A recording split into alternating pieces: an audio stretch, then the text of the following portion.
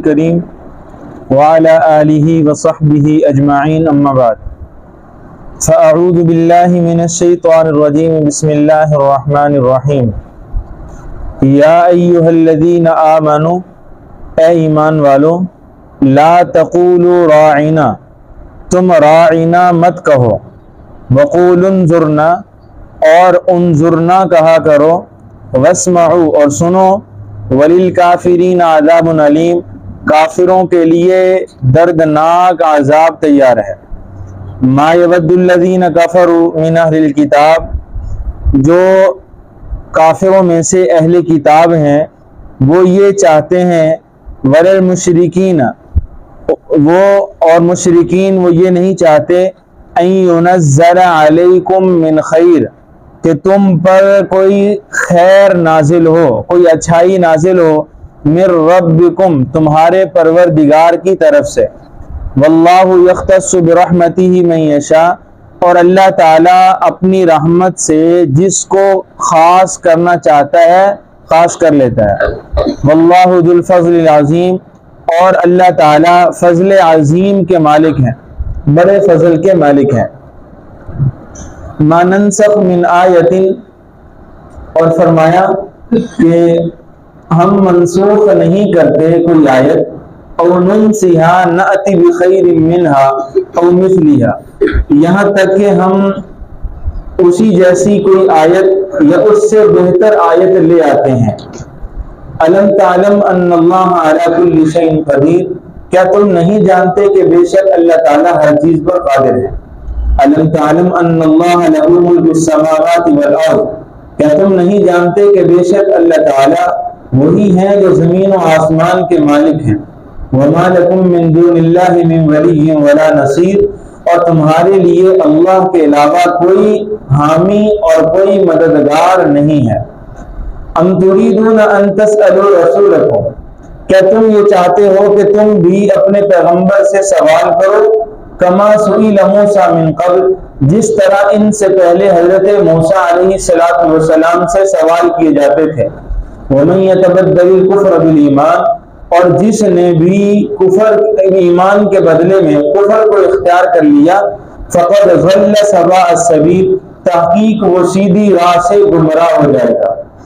With کثیر من اہل الکتاب اور اہل کتاب میں سے بہت سے لوگ ایسے ہیں جو یہ پسند کرتے ہیں یہ چاہتے ہیں لو یردونکم من بعد ایمانکم کفارا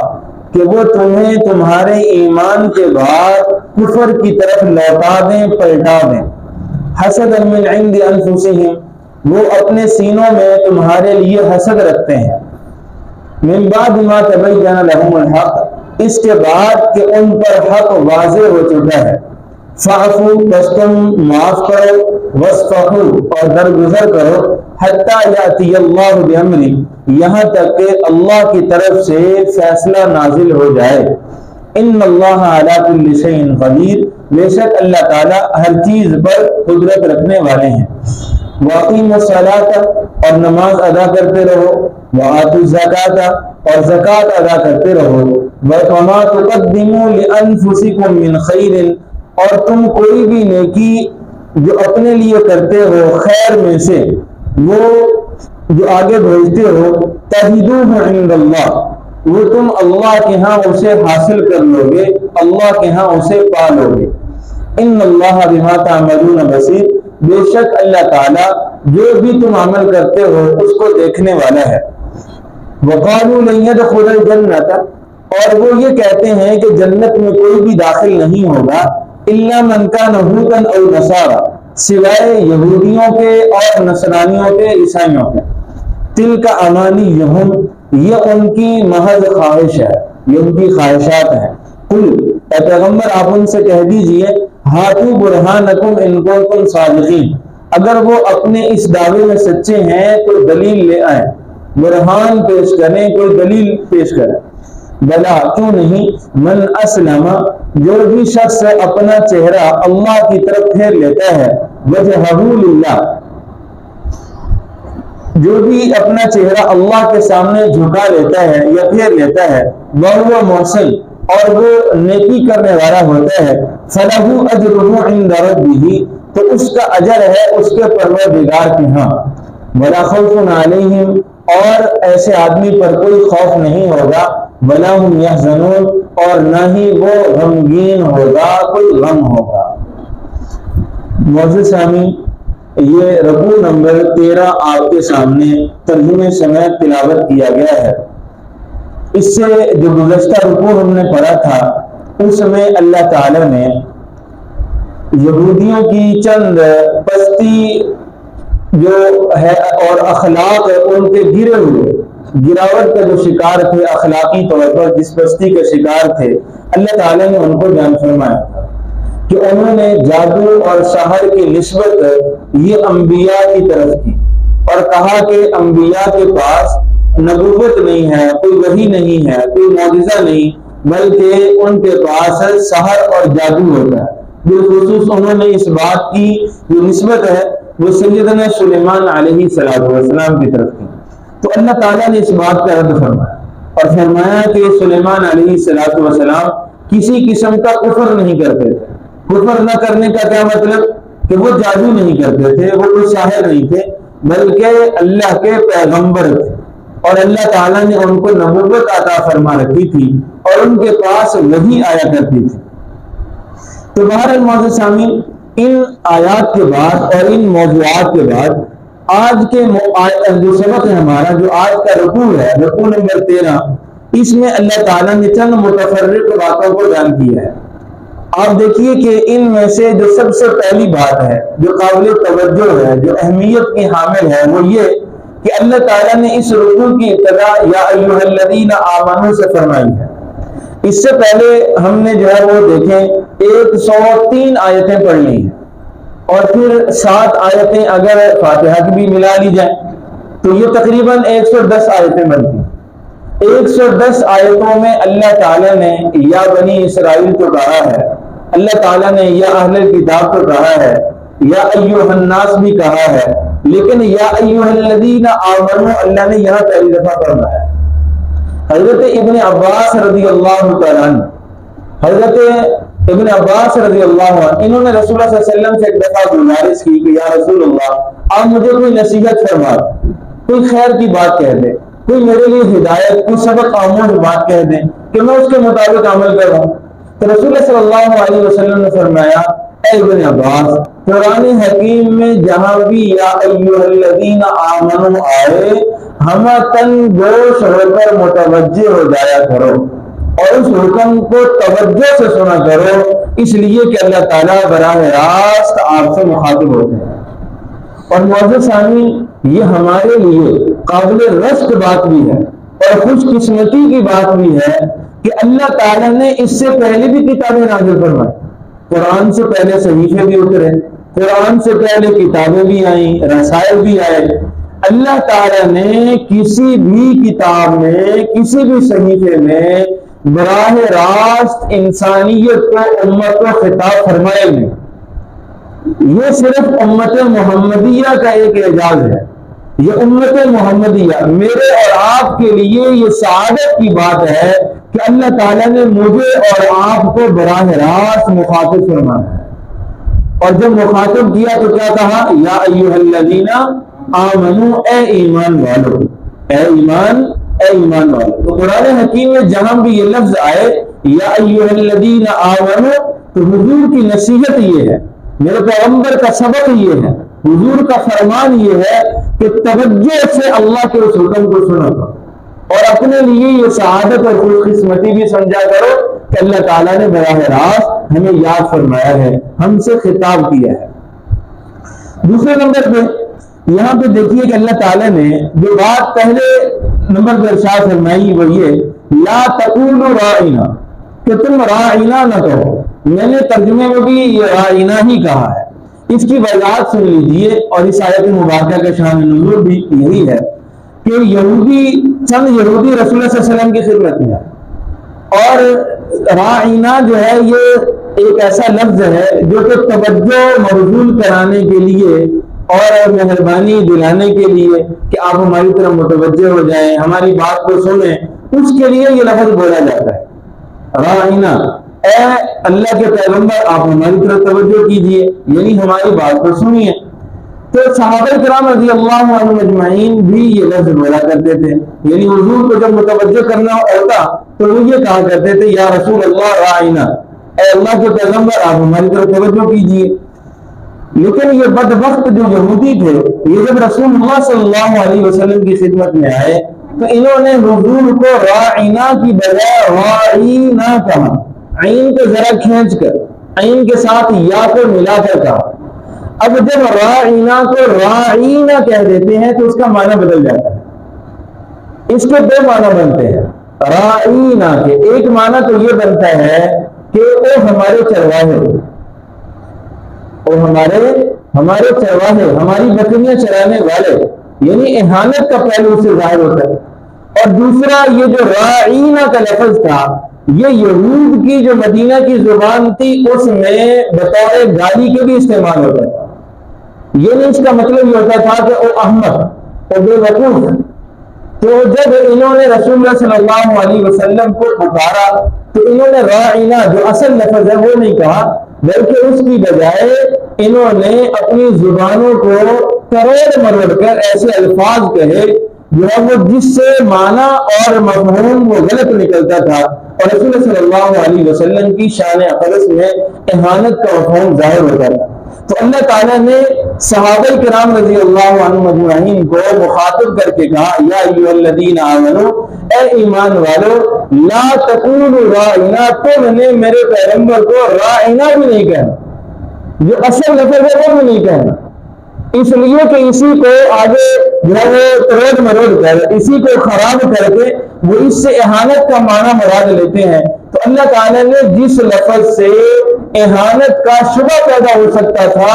اس لفظ سے بھی صحابہ کو، ایمان والوں کو استعمال کرنے سے روک دیا۔ تو فرمایا کہ جب تم اللہ کے پیغمبر کو پکارنا چاہو تو پھر کیا کہا کرو؟ فرمایا انظرنا، وقولوا انظرنا، آپ کہا کرو یا رسول اللہ انظرنا، اے اللہ کے پیغمبر آپ ہماری طرف دیکھیے، آپ ہماری طرف دیکھیے، ہماری طرف توجہ کیجیے۔ یعنی انظرنا اور راعینا یہ دونوں ہم معنی ہیں، لیکن جس لفظ سے جو ہے وہ توہین والا معنی نکلتا تھا اللہ نے اسے روک دیا، اور جو بالکل صاف ستھرا لفظ تھا اللہ نے اس کو استعمال کرنے کا حکم دیا۔ اللہ کو اپنے محبوب کی تقدیس، عزت اور شان، عظمت بڑی پیاری ہے، بات سمجھیں گے؟ ہاں جی، باہر آگے دیکھیے، فرمایا واسمعوا، اور سنو، وللکافرین عذاب علیم، کہ ایسے کافروں کے لیے جو میرے پیغمبر کی شان میں توہین کرتے ہیں، گستاخی کرتے ہیں اور اہانت کرتے ہیں، اللہ نے ان کے لیے بڑا دردناک عذاب تیار کر رکھا ہے۔ ما یود الذین کفروا من اہل الکتاب، اور جو اہل کتاب میں سے کافر ہیں اور جو مشرکین، اور جو مشرکین ہیں، ما یود، وہ اس بات کو پسند نہیں کرتے، وہ یہ نہیں چاہتے ان ینزل علیکم من خیر من ربکم، کہ تمہارے پروردگار کی طرف سے تم پر کوئی بھلائی، کوئی نیکی، کوئی خیر کی چیز نازل ہو، وہ اس بات کو پسند ہے، وہ اس بات کو پسند نہیں کرتے۔ واللہ یختص برحمتہ من یشاء، لیکن اللہ ایسی قادر ذات ہے، اللہ ایسی مختار ذات ہے، قادر مطلق ذات ہے، اتنی قدرت والی ذات ہے کہ اللہ تعالیٰ جس کو اپنی رحمت سے خاص کرنا چاہے، جس کے لیے اپنی رحمت کو مختص کرنا چاہے، اسے کوئی پوچھنے والا وہ اس کو اپنی رحمت کے لیے مختص فرما لیتے ہیں۔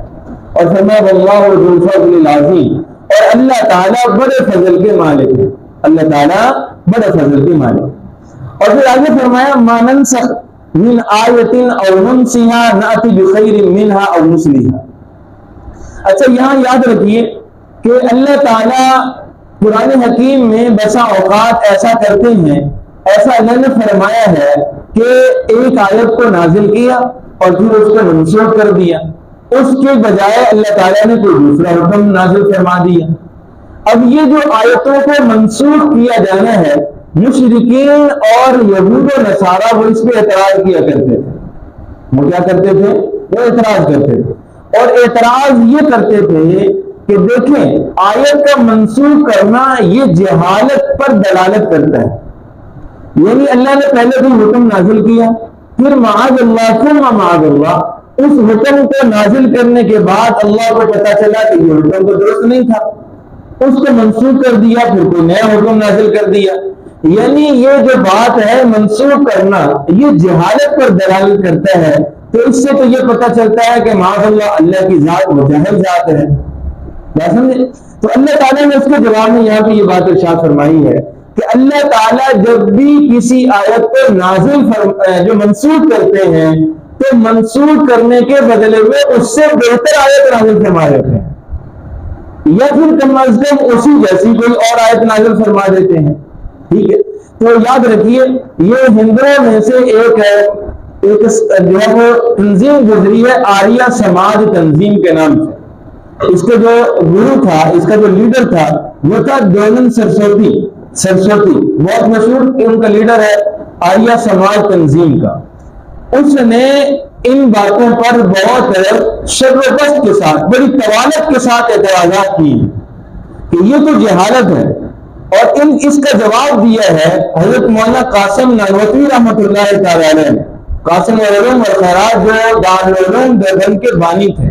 انہوں نے اس کے اس اعتراض کا جواب دیا، اور اس اعتراض کے جواب میں پوری کتاب لکھی ہے،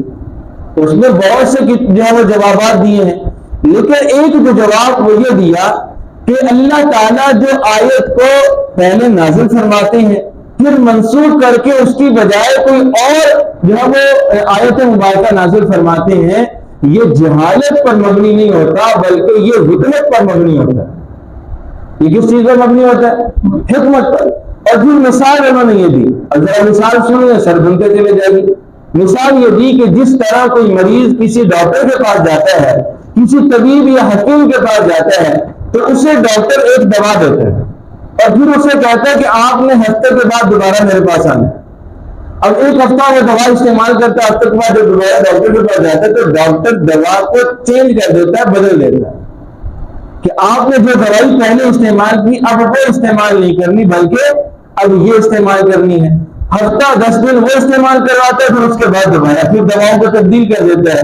اب کیا کہا جائے گا کہ ڈاکٹر نے جو پہلے ہفتے دوائی دی تھی وہ جہالت پر مبنی تھا، اس کے بجائے دوسرے ہفتے دوائی کو بدل دیا۔ اس کا مطلب یہ کہ ڈاکٹر کو پہلے پتہ نہیں تھا کہ دوائی میں نے کون سی دینی تھی، لہٰذا جو ہے وہ میں نے غلط دے دی، دوائی تو میں نے یہ دینی تھی، پہلی کے بجائے دوسری دوائی دے دی۔ اس بات کو ڈاکٹر کی جہالت نہیں کہا جائے گا بلکہ اس کی حکمت ہے اور اس کا علم کہا جائے گا کہ مریض کو جس دوا کی ضرورت تھی اور جس قدر ضرورت تھی اور جتنے دن ضرورت تھی پہلے وہ دوا استعمال کروائی، اور پھر اس کے بعد جس دوا کی ضرورت تھی تو ڈاکٹر نے پہلی کو بند کر کے اس کی بجائے دوسری دوا کو دے دیا۔ اسی طرح معزز سامعین، اللہ تعالیٰ جب ایک حکم کو نازل فرماتے ہیں تو جب تک انسانیت کے لیے وہ بہتر ہوتا ہے، قابل عمل ہوتا ہے، وہ عمل کرتے ہیں، اور جب اللہ تعالیٰ حکمت کی وجہ سے سمجھتے ہیں کہ اب ان کے لیے اس حکم کی بجائے یہ حکم بہتر ہے، تو اللہ تعالیٰ اس حکم کو منسوخ کر کے اس کی بجائے دوسرے حکم کو نازل فرما دیتے ہیں۔ تو یہ جہالت نہیں بلکہ حکمت ہے۔ یہ کیا ہے؟ یہ حکمت ہے۔ یہ بات یاد رہے گی،